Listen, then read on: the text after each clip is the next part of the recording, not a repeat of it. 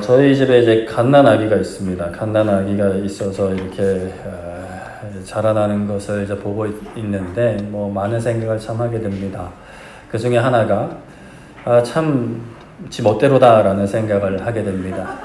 뭐 그렇겠죠. 그게 당연한 거겠죠. 지 울고 싶으면 울고 자고 싶으면 자는데 자면 되지. 잠투정을 부리면서 또 울고 밥 달라고 울고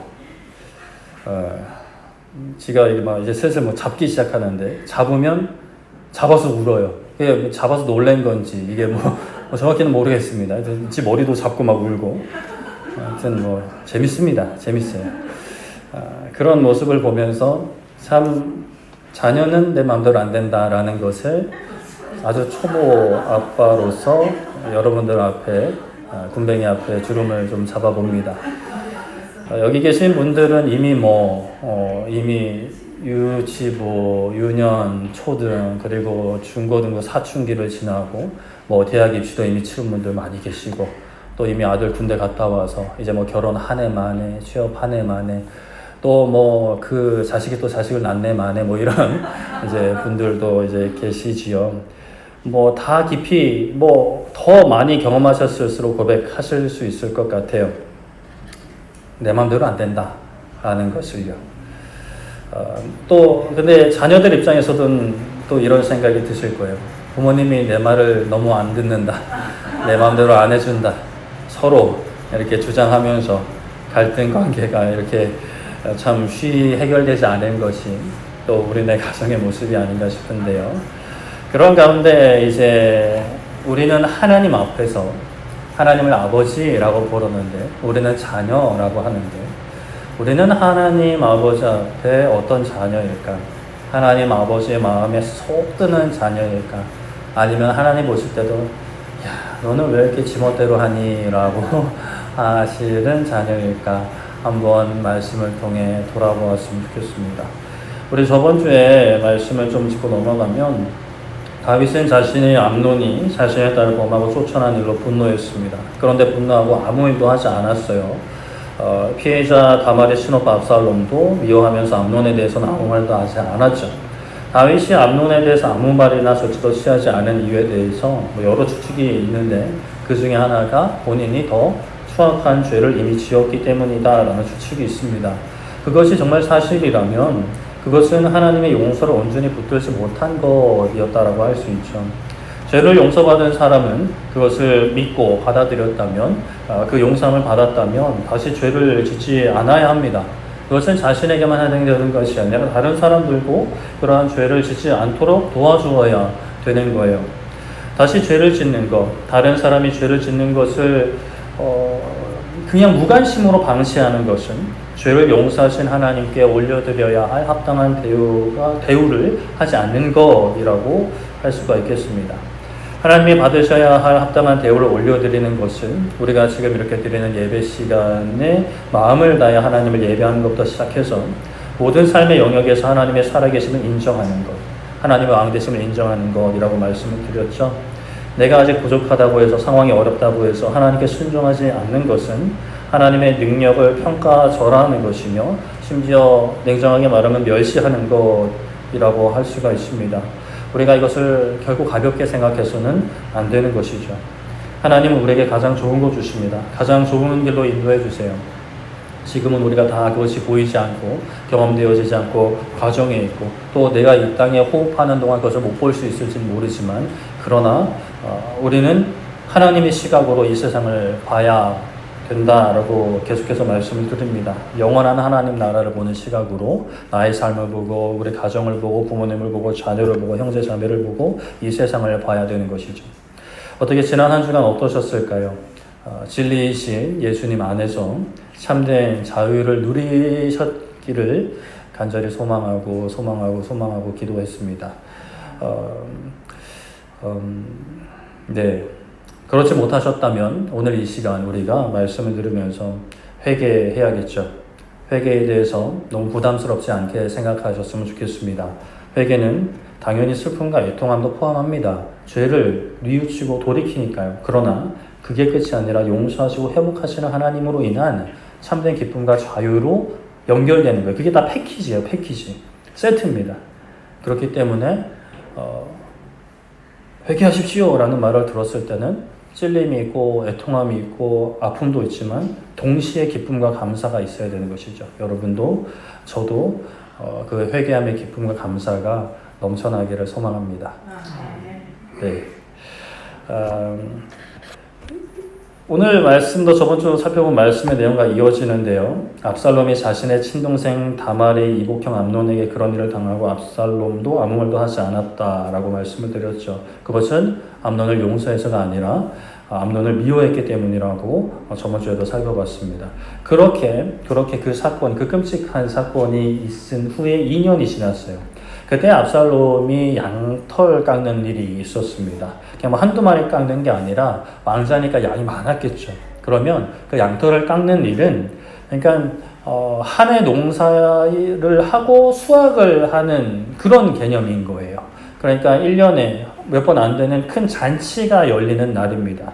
그래서 압살롬이 먼저 다른 왕자들을 초청하고 그리고 아버지 다윗 왕에게 나아갑니다. 그리고 이제 아버지한테 왕께서도 신하들과 함께 이 잔치에 오셔서 함께 해달라고 이제 요청, 간구를 합니다. 사무엘하 13장 25절에 왕이 압살롬에게 대답을 합니다. 다윗의 아들 압살롬에게 이야기하는 거예요. 내 아들아, 이제 우리가 다 갈 것이 있다 없다? 없다. 너에게 누를 끼칠까 하노라 라고 이야기합니다. 거절하여 받아들여요?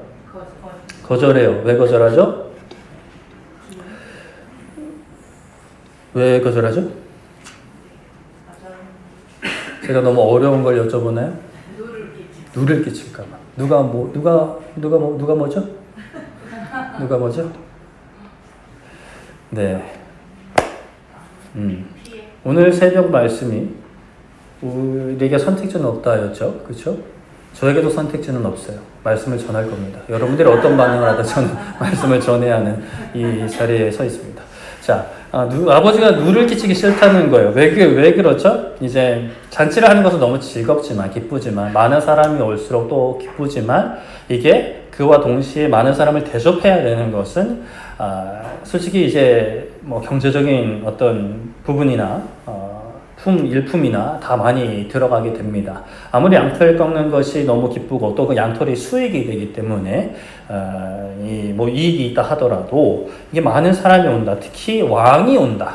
왕이 이제 이제 높은 신하들 막 데리고 온다라는 것은 아무리 왕자라도 또 부담을 줄 수 있는 그런 일인 거죠. 또 양털 뭐 내년에도 깎고 내년에도 깎고 할 거니까 아니다. 그냥 너가 이제 너희들끼리 해라. 뭐 이런 식으로 이제 다윗이 이야기하는 거예요.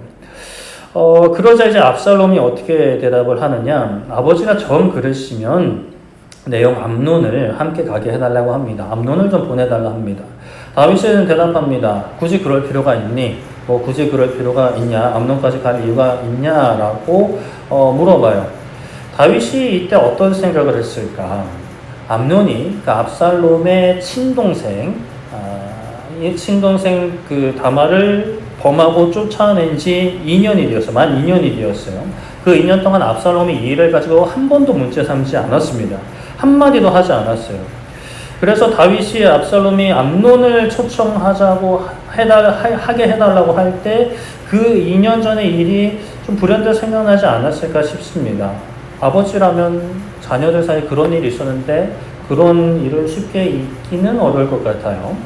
그래서 압살롬이 혹시 복수하려나? 라는 생각을 하지 않았을까 싶은데 또 말씀에 나와 있진 않아요. 또 2년 동안 아무 말도 없어서 압살롬이 복수하려는 마음이 있을 것까지는 생각하지 못했을 수도 있고요. 어찌되었건 일단 이제 압살롬이 암논을 요청하는 데 있어서 암논과의 뭐 그 사건도 있지만 암논의 위치가 어떤 위치냐? 맏아들이에요. 왕위 계승권 1위인 왕자죠. 그러니까 왕이 가지 않는 자리에 왕을 대신해서 그래도 왕과 그래도 좀 급이 맞는 좀 높은 신하나 또 왕자 중에서 제일 높은 왕자가 가는 것이 모양새는 이제 나름대로 갖춰지는 모양새가 되는 것입니다. 그래서 그런 식으로 이제 생각을 할 수가 있는 것이죠. 그래서 그런지 다윗은 그런 압살롬의 요청을 허락합니다. 암논과 함께 다른 왕자들도 압살롬의 그 양털 깎는 잔치에 참여하게 돼요. 그때에 다윗의 마음이 어땠을까? 그 왕자들을 이제 그 양털 깎는 잔치에 보내놓고 다윗의 마음이 어땠을까? 성경에 언급되어 있지 않지만 우리가 그냥 쉽게 생각해 볼 수 있을 것 같아요. 왕자들이 모여서 오랜만에 다 같이 모여가지고 뭐 자주 모였을 수 있지만 일단 모여서 아버지가 없는 자리에서 서로 싸우고 막 치고받고 막 말로 막 욕하고 이런 것을 원했을까? 아니면 사이좋게 잔치를 즐기면서 뭐 선물도 나눠주고 축복하는 그런 모습을 원했을까요? 어땠을까요? 여러분들은 여러분들의 자녀가 오랜만에 모여서 치고받고 싸우는 게 좋으세요? 아니면 사이좋게 지내는 게 좋으세요? 네, 감사합니다. 사이좋게 지내는 게 좋죠. 다윗도 그랬을 거예요. 자, 그런데 실상은 어떠했죠? 사무엘하 13장 28절에 보면 압살롬이 이미 그의 종들에게 명령하여 이르기를 너희는 이제 암논의 마음이 술로 즐거워할 때, 술에 취했을 때 자세히 보다가 내가 너에게 암논을 치라 라고 하거든. 명령하면 그를 죽여라. 두려워하지 마라. 내가 너희에게 명령한 것이 아니냐? 너희는 담대히 용기를 내라 합니다. 참 이 표현만 보면 하나님께서 이스라엘 백성에게 많이 말씀하신 두려워 말라 내가 너와 함께한다. 내가 명령한 거다.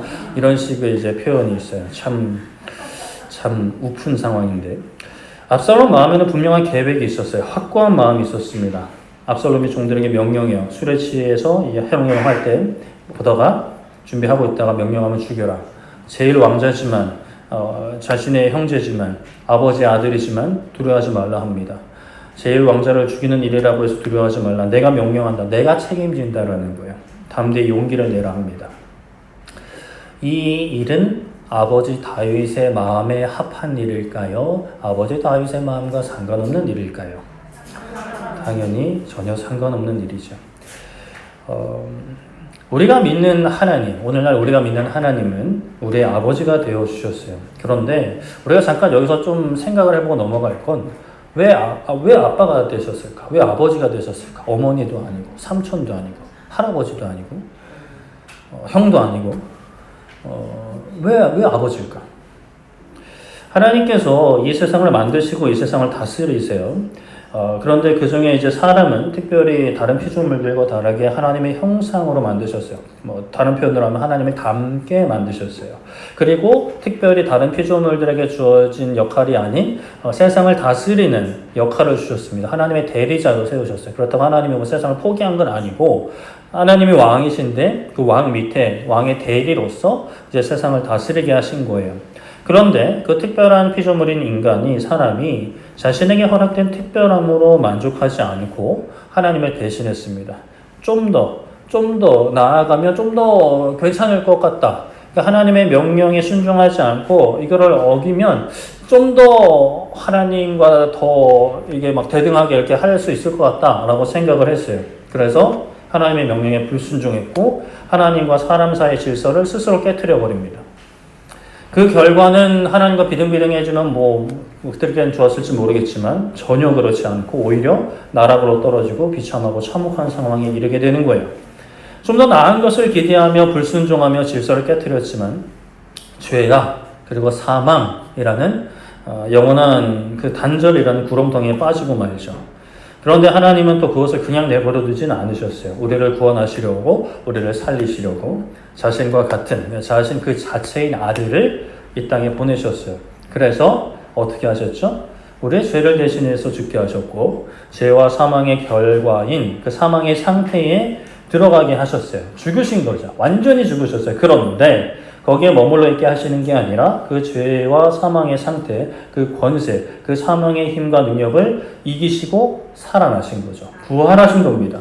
잠깐 다시 깨어난 게 아니라 완전히 깨어나긴 했지만 다시 죽는 그런 상황으로 깨어나신 게 아니라 영원히 죽지 않는 사망에서 완전한 자유를 얻은 부활의 몸으로 살아나신 거죠. 그리고 그 예수님이 누구신지 무슨 일을 행하셨는지 믿는 자에게 그 예수님의 정체성, 아들의 정체성을 주겠다라고 약속하셨어요. 요한복음 1장 12절 같이 한번 읽어볼까요? 시작. 영접하는 자, 곧 그 이름을 믿는 자들에게는 하나님의 자녀가 되는 권세를 주셨으니. 예수님의 이름을 믿는 사람, 예수님을 영접하는 사람이에요. 나 믿어요 이러고 영접하지 않으면 그거 믿는 거 아니에요. 영접하는 게 믿는 거고 믿는 게 영접하는 거예요. 받아들이는 거예요. 마음속에 나의 예수님, 나의 구주로 받아들이고 인정하는 자에게는, 그런 사람에게는 하나님의 자녀가 되는 권세를 주셨다. 서티피케이션, 자격증? 하여튼 그 증을 주신 거예요. 자녀라는 증을. 하나님께서 이렇게 우리의 아버지가 되어 주셨어요. 세상에서 이제 아버지와의 관계가 힘든 분들이 계실 수 있잖아요. 어릴 때 아버지의 어떤 그냥 우리가 이상적으로 좀 생각하는 아버지의 어떤 든든함, 뭐 아버지의 사랑, 아버지의 보호보다는 어떤 폭행과 폭언과 또는 집안을 전혀 돌보지 않는 그런 모습들을 보고 경험한 사람들에게는 하나님의 아버지라고 하면은 굉장히 거부감을 느끼신다라고 해요. 뭐 충분히 어떤 마음인지 뭐 전혀 그러니까 뭐 100% 이해는 못할지라도 어떤 결인지는 우리가 조금은 공감할 수 있을 것 같은데, 그런데 그것이 역전돼서 하나님 아버지와의 관계가 이 땅의 육체의 아버지의 관계를 덮는 역사가 일어납니다. 처음에는 힘들 수 있어요.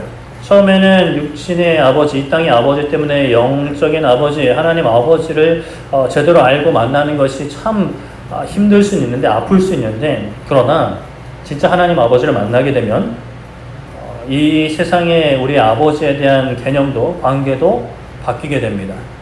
덮어지는 거예요. 아버지가 좋은 분도 마찬가지예요. 아버지가 너무 좋았어요. 너무 행복했어요. 너무 많은 사랑을 받았어요. 그것을 통해 하나님 아버지를 좀 더 쉽게 알 수는 있어요. 근데 거기서 머무르면 안 돼요. 거기서 머무르면 안 되고, 영원한 하나님 아버지를 진짜 알고, 그 영원한 하나님 아버지를 안 다음에 다시 그 우리 육신의 아버지에 대한 관계도 다시 이제 재정리되어야 되는 것이 하나님을 아버지로 받아들이는 거예요. 그렇게 하나님은 우리 아버지가 되어 주셨어요. 그럼 왜 아버지냐? 다시 아까 질문하면 왜 아버지냐? 왜 우리를 자녀 삼아 주셨냐? 사실 이거 100% 우리가 다 설명은 할 수는 없습니다. 그러나 우리는 하나님의 이러한 역사를 통해서, 이러한 행보를 통해서, 이러한 행적을 통해서 하나님께서 우리와 어떤 관계를 원하시는지, 우리에게 어떤 사랑을 베푸시는지, 우리는 그 안에 어떤 존재인지를 우리가 굉장히 충분하게 명확하게 알 수 있는 유익, 장점이 있어요. 하나님께서 아버지가 되어주시고 우리의 아버지가 되어주시고 이 세상을 향해, 특별히 우리를 향해, 자녀된 우리를 향해 원하시는 게 있어요. 뭘까요? 저번 주에도 살펴보았지만 디모데전서 2장 4절에 하나님은 모든 사람이 무엇을 받으며 구원을 받으며 무엇을 아는 데에 진리를 아는 데에 이르기를 원하신다.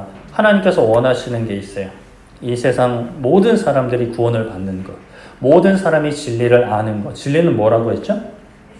아멘. 예수님이세요. 하나님은 우리가 모든 사람이 예수님을 알고 예수님을 믿어 구원에 이르는 것을 원하시는 거예요. 자, 그렇다면 예수님을 안다라는 건 뭘까요? 예수님을 안다. 여러분들은 예수님을 아시죠? 네. 이런 질문하면 또 뭔 꿍꿍이가 있을까라고 해서 대답을 잘 못하시는 것 같은데, 그렇다면 제가 여러분들을 잡아먹겠습니까? 자, 아는 건 뭘까? 안다라는 건 뭘까? 예수님은 누구시죠? 네, 이렇게 말로 하려면 좀 쉽지 않아요. 왜냐하면 쑥스러우니까요.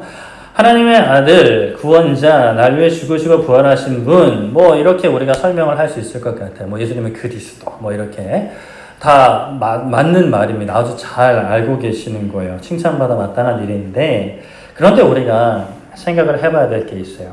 우리가 이제 과거에 학교 다닐 때를 좀 생각을 해볼게요. 여러 수업을 듣고 배웁니다. 예를 들어 뭐 수학 시간에 수학을 배워요. 뭐 1 더하기 1은 2, 2 더하기 2는 4 이렇게 배워요. 그렇구나 라고 배웠습니다. 그러면 이제 우리는 어떤 생각을 하죠? 안다 라고 생각을 해요. 아, 저렇게 풀면 되는구나. 뭐 크게 어렵지 않네 라고 생각을 합니다. 그런데 시험을 칠 때, 아니 시험이라고 하면 너무 부담스러울 수 있으니까 집에 가서 복습을 할 때 같은 문제를 풀어봅니다. 풀려요? 안 풀려요? 네. 풀리는 분도 계시고 안 풀리는 분도 계시고 뭐 문제 난이도에 따라 다를 텐데, 자, 풀리면 내가 이걸 아는 거예요. 이 어떻게 푸는지 아는 거예요. 그 공식을 아는 거예요. 해결 방법을 아는 거예요. 근데 안 풀리면 어떻게, 뭐예요? 모르는 거예요. 내가 아무리 수업 들을 때 아는 것 같았어요. 저렇게 하는 거구나. 아는 것 같았어요. 근데 내가 해봐요. 해보는데 모르는 거예요. 과거에 이게 뭐 수학 시간도 그렇지만 운동도 그런 부분이 있죠. 제가 싱가포르에 있을 때 이제 테니스를 배울 때가 조금 배웠습니다. 조금 배울 때 이제 거기는 이제 테니스를 많이 치는 분위기거든요. 그래서 이제 목회자들도 좀 배우게 하셨어요. 코치 자격증 있는 분한테 이렇게 배우면서 첫 시합을 할 때로 기억하는데, 그때 이제 주일 저녁에 이제 시합을 할 때 저녁을 먹으면서 목사님 세 분이 같이 살았는데, 보면서 유튜브로 그 페더러 아세요? 테니스의 뭐라 그러죠? 호칭 다 까먹었어요. 이거 백핸드의 황제라 그러죠. 그렇죠, 맞죠? 그 백핸드가 이제 이렇게 치는 겁니다. 이렇게 하여튼 뭐 이렇게 치는 거예요. 네? 네, 하여튼 그런 게 있어요. 하여튼 굉장히 잘하는 사람이에요. 그 영상을 보면서 어렵지 않네. 저 정도면 뭐 이렇게 하면 어렵지 않아 보였어요. 다 동의를 했습니다. 그래서 나가서 어떻게 됐을까요? 망했죠. 그거 어떻게 해요. 그러면 제가 테니스를 안다라고 이야기할 수 있을까요? 잘 친다고 이야기할 수 있을까요? 할 수 있을 것 같았어요. 똑같이는 아니더라도 비슷하게 할 수 있을 것 같았어요. 이거 어려워요. 이렇게 하는 거. 그런데 실제로 공이 오면 뭐 따라가기도 힘들고 위치 잡기도 힘들고 쳤는데 이러 날아가고 이런 아름다운 일들이 있었죠. 그래서 역시 아는 것은 이게 한 번 본다고 아는 게 아니구나. 저 사람 타고난 재능도 있고 엄청난 훈련의 양들이 있기 때문에 이제 알게 되는 거죠. 우리가 수학 문제도 그렇고 그렇듯이 진짜 내가 아는 것은 이것을 실제로 그 상황에 놓였을 때 이게 내 삶 가운데 드러나야 되고 풀어져야 되는 거예요. 다시 한번 우리가 스스로에게 질문을 해봐야 됩니다. 나는 예수님을 알고 있나? 삶의 문제를 만났을 때, 시험 테스트를 해볼 때, 또는 다른 사람들에게 알려줄 때 예수님으로 그 문제를 내가 풀고 있는가? 예수님을 붙잡고 있고 예수님을 의지하고 있는가? 예수님을 알려줄 때 말로 알려주기도 하지만 삶으로 알려주고 있는가? 내가 삶 가운데 예수님의 어떤 모습이, 예수님의 말씀이 전혀 내 삶 가운데 풀어지지 않고 있다, 흘러가지 않고 있다라고 한다면 우리는 아는 것 같으면서도 사실은 모르는 상태, 알지 못하는 상태, 또는 알았다가 너무 시간이 흘러버려서 가물가물한 상태가 되어버린 거예요. 자, 그렇다면 삶 가운데 예수님을 안다는 것, 좀 더 구체적으로 우리가 좀 한 3가지 정도 생각을 해봤으면 좋겠는데, 요한일서 4장 11절에 이렇게 말씀합니다. 사랑하는 자들아, 하나님이 이같이 우리를 사랑하셨은지 우리도 어떻게 하는 것이? 서로 사랑하는 것이 마땅하다. 자, 예수님을 안다라는 것에 좀 오늘 살펴볼 첫 번째 모습은 바로 서로 사랑하는 것이에요. 예수님은 하나님이 우리를 얼마나 사랑하셨는지에 대한 확실한 증거라고 할 수 있는데, 로마서 5장 8절에 아주 확실히 말씀합니다. 우리가 아직 무엇 되었을 때? 죄인 되었을 때 그리스도께서 우리를 위하여 죽으심으로 하나님께서 우리에 대한 자기의 무엇을? 사랑을 어떻게? 확증하셨대요. 확실히 증거하셨대요. 확실히 증명하셨대요. 어떻게? 우리가 죄인 되었을 때 자신의 아들을 죽인 거란 말이죠. 그리고 다시 요한일서 4장 11절 말씀을 보면, 사랑하는 자들은 하나님이 이같이 우리를 사랑하셨다. 어떻게 사랑하신 거예요? 우리가 죄인 되었을 때에 아들을 죽이시는 그 방법을 통해 우리를 이같이 사랑하셨은즉 우리가 어떻게 하는 것이 마땅하다고요? 서로 사랑하는 것. 우리는 믿는 사람들이에요. 맞죠? 예수님을 믿는 사람들이에요. 믿는 공동체입니다. 우리는 예수 그리스도를 믿는 서로를 사랑하는 것이 마땅한 공동체예요. 그것은 당연한 것이라고 하는 거죠. 특별히 뛰어난 사람들만 하는 게 아니라 잘난 사람들, 목회자, 선교사, 우리 장로님들, 권사님들만 하는 게 아니라 모든 그리스도인들이 해야 된다라는 거예요. 아주 기본 중에 기본, 베이스 중에 베이스, 기초 중에 기초. 아유, 목사님, 저 사람은 저랑 너무 안 맞아요. 성향이 안 맞아요. 성격이 안 맞아요. 외모가 너무 안 맞아요. 그게 무슨 상관일까요? 그거 따지는 거는 안 믿는 사람들이 따지는 거예요. 하나님은 우리의 성향 따지면서 사랑하지 않으셨어요. 아, 얘는 나랑 좀 잘 맞을 것 같으니까 이렇게 하고, 좀 얘는 외모가 괜찮으니까, 얘는 공부를 잘하니까, 얘는 좀 돈이 많으니까, 그래, 이 정도 되면 내 자녀로서 내 일을 할 수 있겠다라고 생각해서 부르신 게 아니다라는 거예요. 외모나 사회적인 지위나 경제적인 능력이나 뭐 장애 유무 이런 걸 사랑하지 않으셨어요.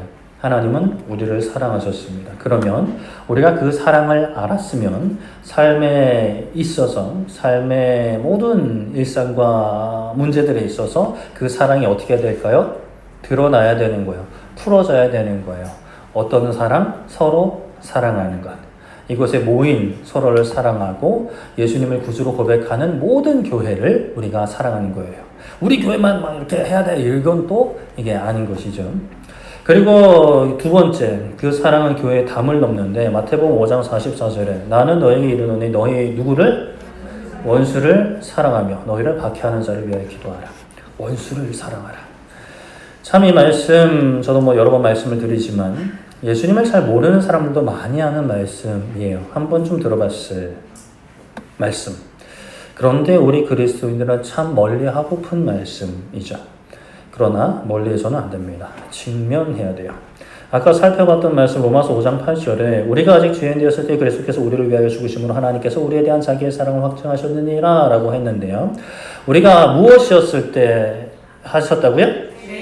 죄인 되었을 때, 다른 표현으로 하면 하나님과 원수 되었을 때. 하나님은 원수인 우리를 자신의 사랑을 보여주셨어요. 원수인 우리에게. 아니 저는 원수였던 적이 없는데요. 하나님을 원수로, 제가 하나님을 사랑은 안 해도 원수는 아니었습니다 라고 우리가 생각을 할 수 있는데 조성스럽고 송구스럽지만 하나님을 사랑하지 않는 것, 하나님을 모르는 상태에 있는 것이 원수의 상태에 있는 것입니다. 죄악의 상태에 있는 것이에요. 이것은 그런 거예요. 왜 그런 거예요? 라고 따지면 안 되는 그것이 하나님께서 만든 세상의 질서예요. 하나님 왜 이렇게 만드셨어요? 라고 뭐 따지실 수는 있는데 그냥 따지셔도 괜찮아요. 근데 뭐 좋은 얘기는 못 들으실 수도 있습니다. 뭐 신앙의 어떤 성숙도에 따라서 초기이신 분들은 좋게 말씀하실 수도 있고, 좀 저 정도 이제 목회자 정도 되면 좀 이제 한 대 맞을 수도 있고, 뭐 하여튼 그런 질문이에요. 자, 우리가 원수 되었을 때 하나님은 우리를 향한 사랑을 보여주셨어요. 그렇다면 우리와 원수 되어 있는 사람도 그 사람이 합당한 벌을 받아야만, 나에게 용서를 구해야만, 머리를 땅에 바꾸막 찧어야만 그 사람이 또 자신의 잘못을 다 청산해야만 사랑해야 되는 것일까요?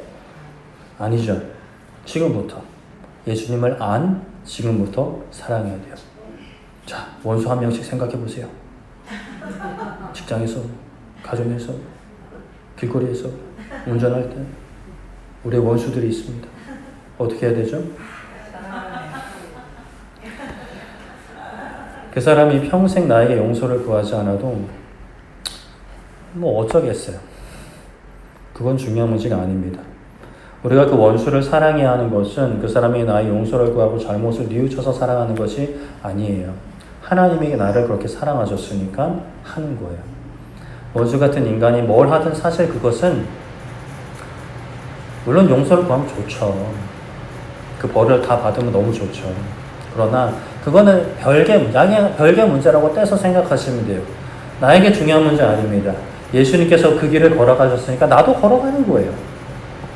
물론 원수를 사랑한다라고 했을 때 원수가 죄 짓는 것을 다 용납하라 라는 것은 또 아닙니다. 예수님도 가늠한 여인에게 용서하지만 다시 그 죄를 짓지 말라 하셨죠.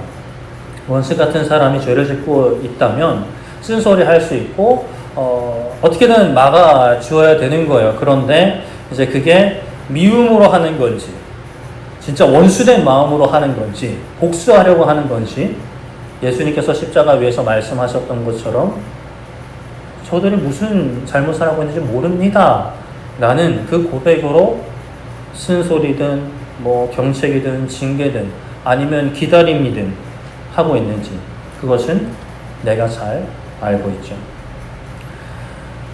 세 번째로 예수님을 알고 예수님의 사랑을 알면 어떻게 드러날 수 있을까? 사도행전 1장 8절에 오직 성령이 너에게 임하시면 너희가 권능을 받고 예루살렘 온 유대와 사마리아와 땅끝까지 이르러 내 무엇이 되리라? 증인이 되리라. 증인이 됩니다. 이 사랑을 전하게 되는 거예요. 구원의 기쁜 소식을 전하게 되는 거예요. 성령 안에 은혜를 받아서 하나님을 모셔서 나 잘 먹고 하나님 이 문제 해결해 주세요. 이게 끝이 아니라 가까운 것부터 먼 곳에 이르기까지 내 자신도 뭐 포함될 수 있겠죠. 내 가족으로부터 땅끝까지 이르러 예수님의 증인이 되는 거예요. 증인이 뭐죠? 뭘까요? 보고 들은 것, 자신이 아닌 것을 이야기하는 사람이죠. 그러면 우리가 예수님을 알면 그 예수님을 전해야겠죠. 예수님 이야기해야겠죠. 뭐 모르는 거 이야기하라는 거 아니잖아요. 그렇죠? 예수님을 아니까 예수님 이야기하면 되는 거예요. 어려울까요? 물론 증인의 역할을 담당했다가 뭐 드라마 같은 데 보면 그런 거 나오잖아요. 증인 설라하려고 그러면 막 죽이려고 그러고 막 그래서 증거 없애려고 그러고 막 이런 그런 모습들. 그래서 증인의 역할을 감당하려고 하는데 막 나쁜 놈들이 막 보복이라도 하려고 하면 그것은 두려울 수 있죠. 그러나 나를 부르시니까 끝까지 책임진대요.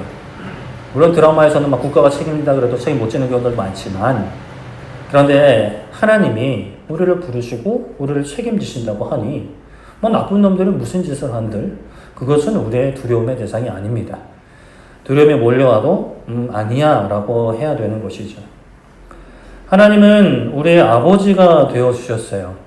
육신의 아버지를 통해서 하나님 아버지를 아는 것은 아까 말씀드린 것처럼 신앙의 이제 초창기 때 하는 것이고 이제 신앙이 우리가 좀 더 성숙해짐에 따라서 말씀을 통해 하나님 아버지를 알고 그 하나님 아버지를 통해 육신의 아버지도 이제 재조명해야 되는 것이죠.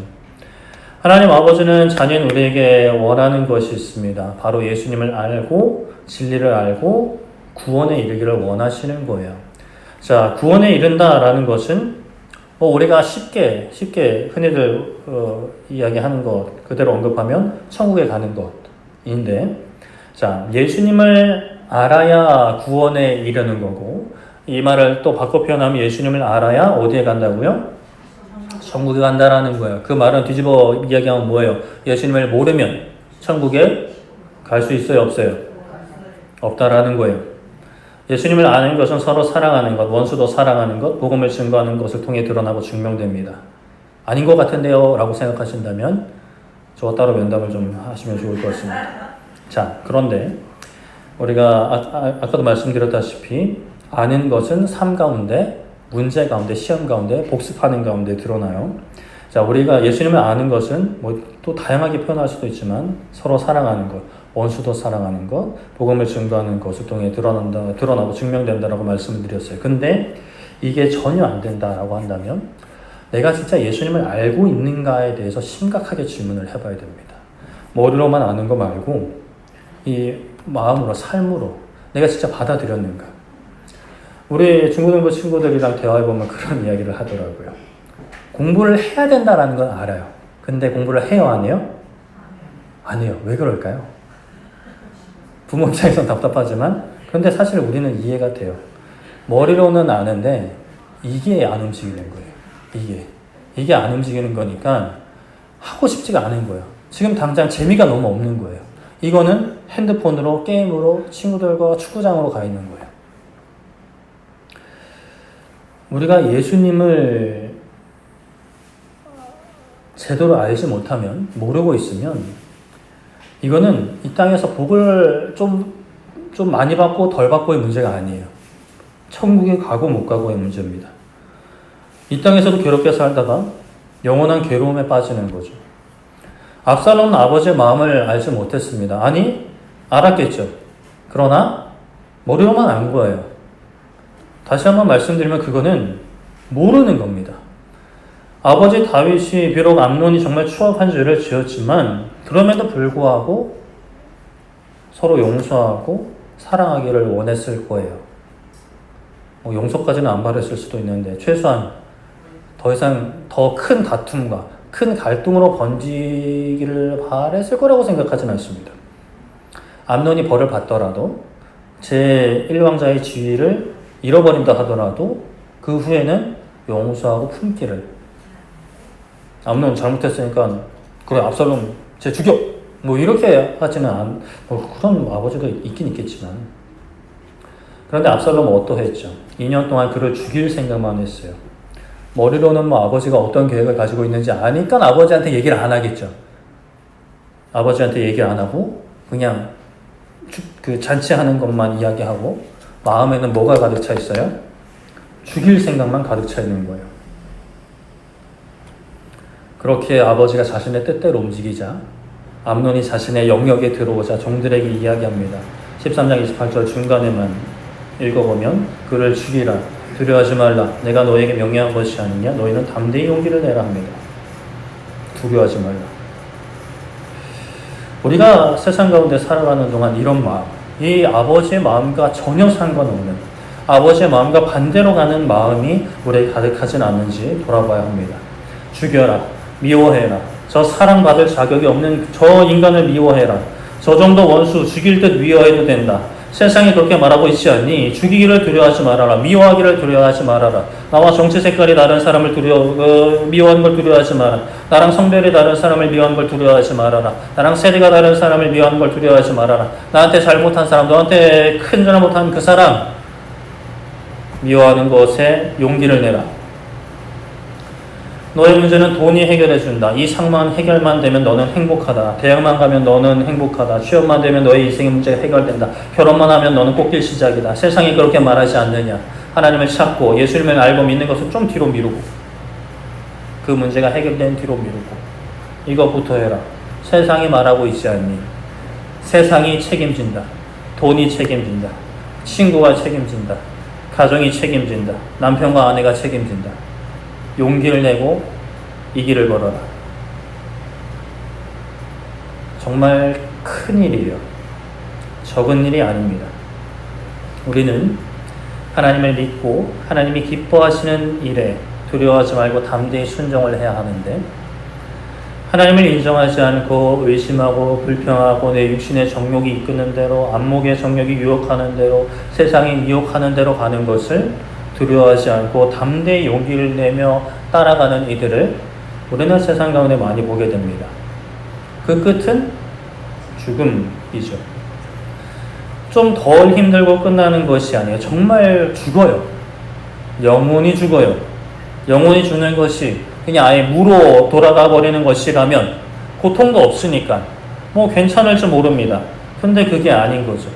영원한 멸망, 영원한 고통 가운데 빠지게 되는 거예요. 예수님을 모르면 죽어요.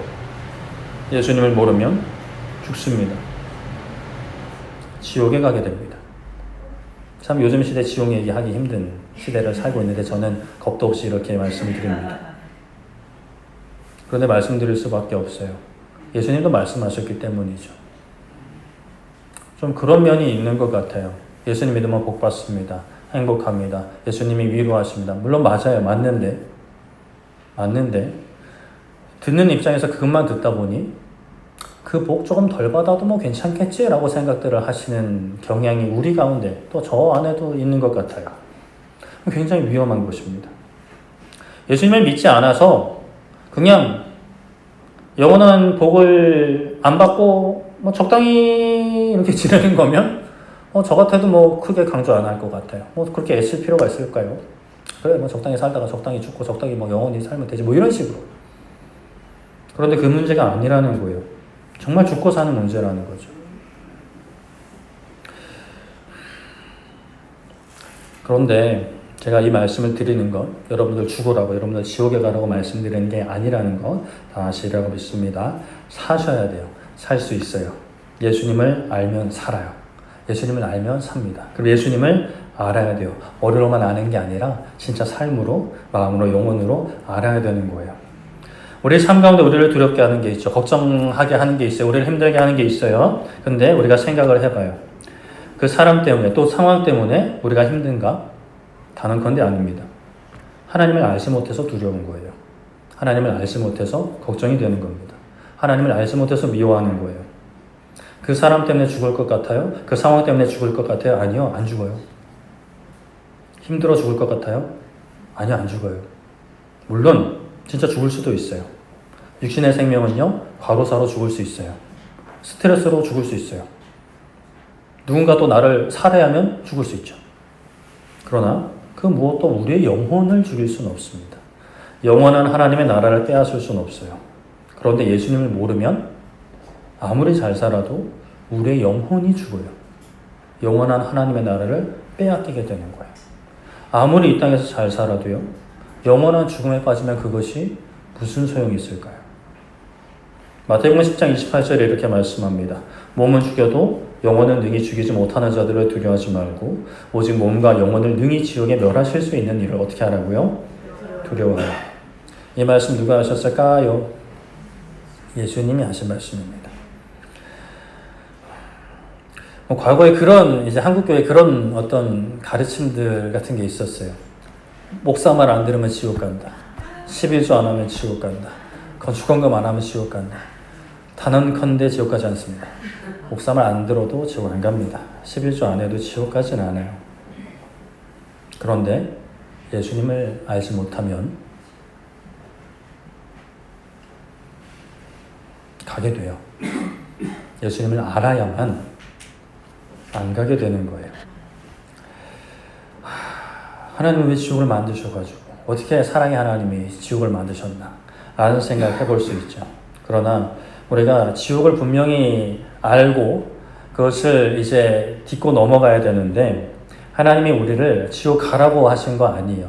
지옥 가기를 원하시는 거 아닌 것을 우리가 처음부터 살펴봤어요. 하나님은 우리가 진리를 알고 구원에 이르는 것을 원하세요. 예수님을 알고 구원에 이르는 것을 원하세요. 천국 가는 것을 원하세요.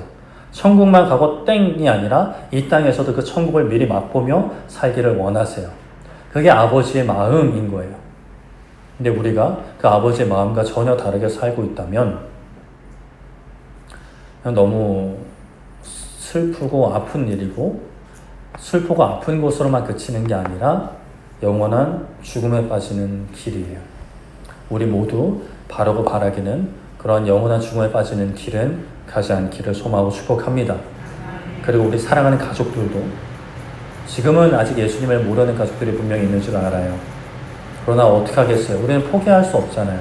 다른 사람들이 포기해도 우리 가족으로 하나님이 묶여주셨으니까 혈연 관계로, 물론 부부는 혈연은 아니지만 우리 하나님 앞에 맹세했잖아요. 검은 머리 파뿌리다 끝까지. 요즘은 그런 맹세 잘 안 하지만 끝까지 사랑하겠다고, 순종하겠다고. 아니에요? 안 하셨어요? 물론 믿는 결혼 예배를 안 하면 그거 안 하실 텐데 우리가 믿는 사람이랑 그렇게 했잖아요. 가족을 포기해서는 안 되죠. 그리고 이 땅에 많은 영혼들, 저 북한에 있는 영혼들도, 온 세계에 있는 열방에 있는 영혼들도 우리가 포기하지 말고 기도하면서 복음을 전해야겠죠. 그것이 예수님을 아는 사람의 아름다운 모습인 줄 믿습니다. 예수님을 바로 알고 예수님을 아는 그 기쁨. 물론 이 말씀은 두려워하라라는 말씀이지만 이 말씀 가운데 예수님의 진짜 마음은, 아버지의 마음은 두려워 떨면서 막 벌벌벌 떨면서 사는 게 아니라 엉뚱한 거 두려워하지 말아라. 하나님 붙잡고 그 안에서 평안함을 가지고 천국에 대한 소망을 가지고 믿음을 가지고 나와 함께 가자라는 것이 아버지의 마음이고 예수님의 마음인 것이죠. 예수님 알기를 더 미루지 마시고요. 냉정하게 한 해를 돌아보면서 내가 진짜 예수님을 알고 있는가도 점검해 보시고, 과거에는 알았는데 조금 이게 가물가물한지도 점검해 보시고, 그런 상태에 나를 내버려 두지 마시고 정말 예수님을 깊이 알아. 세상에 빼앗을 수 없는 기쁨, 세상에 빼앗을 수 없는 감사, 세상에 빼앗을 수 없는 서로 사랑함, 원수도 사랑함, 복음을 전하는 증인된 삶. 그것이 우리의 삶 가운데 아름답게 꽃피우는 우리 모두 되기를 소망하고 축복합니다. 아멘. 말씀을 정리하겠습니다. 압살롬은 자신의 이복형 암논을 죽이려고 철저히 계획하고 준비합니다. 그리고 종들에게 이야기해요. 두려워하지 말아라. 담대히 행하라. 그러나 아버지 다윗은 그런 마음이 전혀 아니었겠죠. 우리는 압살롬일까요? 다윗일까요? 아버지의 마음과 상관없이 내가 원하는 것, 내가 이루고자 하는 것, 압살롬이 그러는 거 우리 솔직히 이해는 되잖아요. 그쵸? 전혀 이해가 안 되진 않잖아요. 인간적인 생각을 그럴만 해요. 저 같아도 그럴 수 있을 것 같아요. 근데 아버지의 마음은 그런 게 아니에요. 우리가 어떤 상황과 또 나 자신의 어떤 그런 모습들로 합리화시키지 말고 아버지의 마음을 더 깊이 알아 그 사랑 안에서 그 마음 안에서 참된 평화와 행복과 만족을 누리는 기쁨과 감사를 누리고 그것을 전하는 더 이상 우리 상황 때문에 힘들지 말고 사람 때문에 힘들지 말고 하나님 때문에 기뻐하고 감사하는 우리 모두 되기를 소망하고 축복합니다. 아멘. 우리 함께 찬양하고 기도했으면 좋겠어요. 아버지 사랑 내가 노래해, 아버지 은혜 노래해. 진짜 내가 노래하는 거죠. 아버지 사랑을 노래합니다. 그 사랑 노래할 때 하나님의 나라가 우리의 삶 가운데 이루어질 줄을 믿습니다. 아멘. 네, 우리 함께 마음을 담아 찬양하고 기도하는 시간 되길 소망합니다.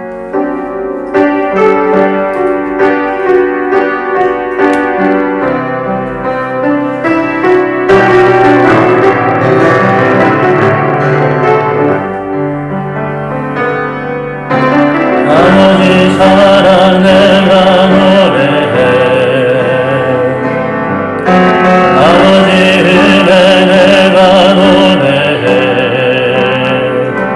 그 사랑 변함없으신 거짓없으신 성실하신 그 사랑 사랑할 때 없지 않으시네 걸어가는 듯 끝이 않네 그 사랑 변함없으신 거짓없으신 성실하신 그 사랑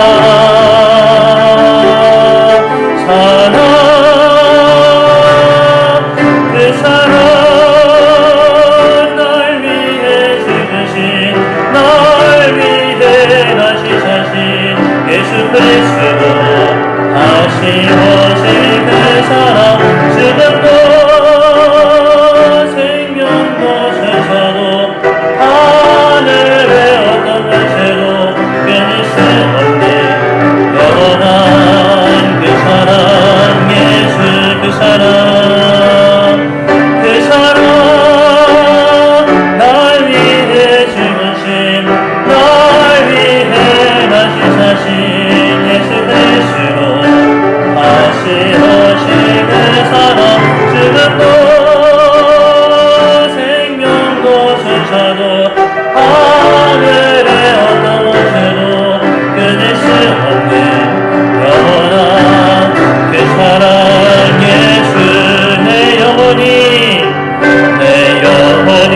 확정되고 확정되어 싸우니 믿음의 눈으로 주를 바라옵니다 내 영혼이 확정되고 확정되어 싸우니 믿음의 눈으로 주를 바라봅니다 주를 찬양할 때 주를 찬양할 때 주의 나라 이미 임했네 그 영원한 나라 보게 하소서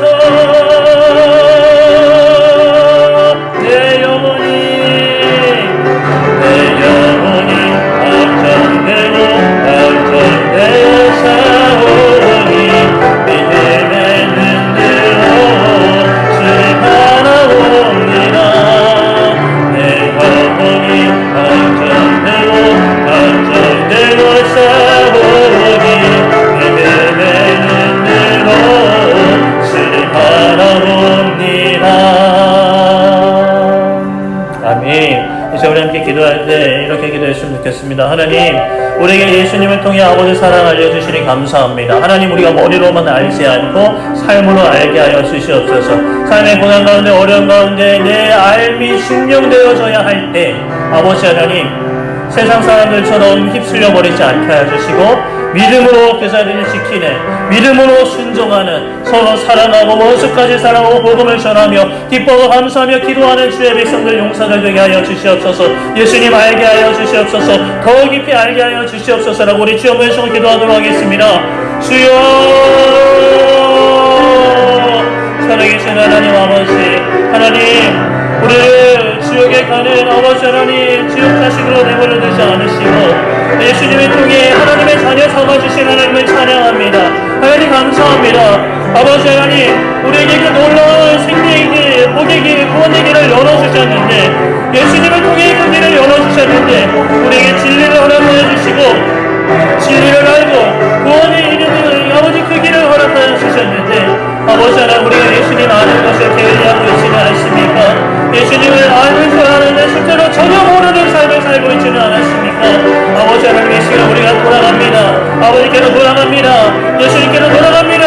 아버지 우리를 용서하여 주시옵고 우리를 크신 사랑으로 품어주시사 예수님을 굳게 알게 하여 주시옵소서. 더 이상 상황에 매이지 않고 사람에 매이지 않고 나의 꿈과 나의 바람에 매이지 않고 말씀에 매이게 하여 주시옵소서. 예수님 안에 거하게 하여 주시옵소서. 예수님이 내 안에 거하시고 내가 예수님 안에 거하는 예수님의 진실로 삶으로 마음으로 영혼을 아는 주의 자녀 되게 하여 주시옵소서. 예수님을 안다고 착각하며 살지 않게 하여 주시고 진실로 예수님을 알게 하여 주시고 예수님 때문에 감사하고 예수님 때문에 기뻐하고 예수님 때문에 행복하고 예수님 때문에 사랑하고 용납하고 원수까지도 사랑하는, 내가 원수 되었을 때 예수님 사랑을 받았기 때문에 하나님 사랑을 받았기 때문에 지금 이 순간 그 원수까지도 사랑하는 하나님, 예수님 증거하고 사랑하는 증거하는 복된 인생이 되게 하여 주시옵소서. 하나님 예수님 알게 하여 주시옵소서. 예수님 할 때 이 예배가 기쁘고 예수님을 할 때 순종이 기쁘고 예수님을 할 때 사랑이 기쁘고 예수님을 알아갈 때 복음이 전파되는 전도와 선교가 기쁜 그 놀라운 역사가 나의 삶 가운데, 우리 가족 가운데, 우리 남편과 아내 가운데, 우리 자녀들 가운데, 우리 부모님 가운데, 우리 이 땅이 대한민국과 북한 땅과 온 세계 열방 가운데 가득하게 하여 주시옵소서. 하나님 예수님을 알지 못하고 죽어가는 영혼들, 죽어 가운데 세상 가운데 소망을 찾고 세상 가운데 기쁨을 찾는 우리 가족들, 아버지 많은 영혼들 불쌍히 여겨주시옵소서.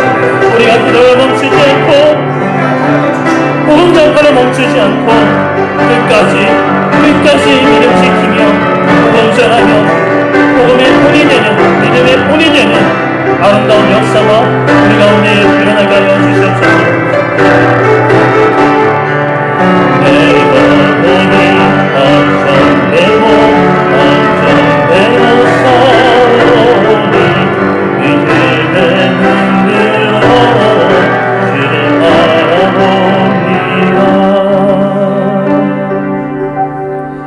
살아계신 하나님, 살아계신 줄 믿습니다. 지금도 우리와 함께 하시는 줄 믿습니다. 그 하나님, 우리가 원수 되었을 때 아버지 하나님이 아들 보내주시고 우리를 위하여 십자가 지게 하셨습니다. 하나님, 우리가 그 죄인이었습니다. 아직까지도 죄를 깨닫지 못하고 있는 이들이 있지 않습니까? 아직까지도 회개하지 못하고 있는 이들이 있지 않습니까? 용서하여 주시옵소서. 아무리 이 땅에서 착하게 살아도 예수님을 모르고 살면 영원한 멸망이 기다리고 있는데, 하나님 그것을 깨닫고 예수님을 알게 하여 주시옵소서. 머리로만 알지 않게 하여 주시옵소서. 부모님의 예수님으로 아는 것으로 끝나지 않게 해주시고, 나의 예수님, 나의 아버지로 알게 하세요. 아버지의 마음을 알고 내 마음대로 사는 것이 아니라 나를 살리고자 하시는, 나를 행복하게 하고자 하시는 아버지의 마음을 알고 서로 사랑하며 원수도 사랑하고 복음 전하며 그 길 가운데 어떠한 억울함과 불편함이 있어도, 손해보는 것이 있어도 기뻐하고 감사하며 찬양하며 나아갈 때 이미 하나님의 나라가 우리 안에 임하고 예수님과 동행하는 삶이 될 줄을 믿습니다. 하나님, 한 영혼도 예수님을 모르고 살지 않게 해주시고 모든 영혼이 예수님을 알고 주님 만나는 그날까지 믿음을 지키며 복음 전하는 삶이 되게 하여 주시옵소서. 감사드리며 예수님의 이름으로 기도드립니다. 아멘.